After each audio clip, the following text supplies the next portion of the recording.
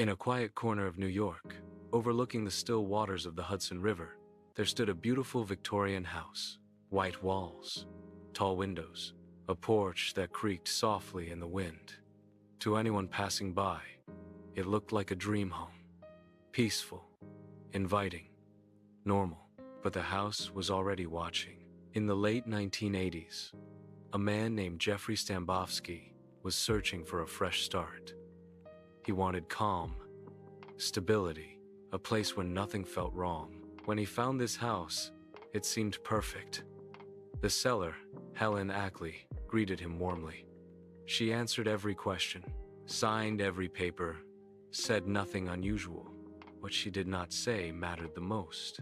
After the purchase, Stambovsky began hearing whispers not from the walls, but from people. Neighbors hesitated when he mentioned the address.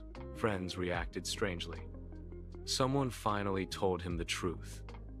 The house was famous. For years, Helen Ackley had openly told newspapers that her home was haunted.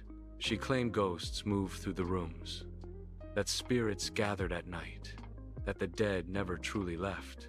The story had been printed, repeated, believed, but none of it had been disclosed to the buyer. Suddenly, the house felt different. The silence felt heavy. The rooms felt occupied. Buyers refused to visit. Guests wouldn't stay. The house became impossible to sell.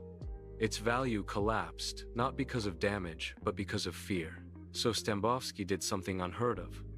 He took the house to court, not over broken promises, not over hidden defects, but over ghosts. The case reached the New York Supreme Court Appellate Division.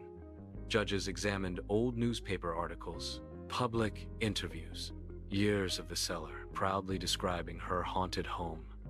And then the law did something chilling. The court ruled that while ghosts could not be proven to exist, the haunting itself was legally real. Because the seller had publicly declared the house haunted, she could not pretend otherwise. And because the buyer was never warned, the sale was unfair. The house was declared legally haunted. The buyer was allowed to walk away, but the house remained. To this day, the ruling stands as precedent. Not because the law believes in ghosts, but because it accepts that belief can haunt something forever. That house still exists, silent, empty, watching the river flow. And somewhere in its walls lives a truth more terrifying than any spirit. Even if the ghosts aren't real, the hauntingus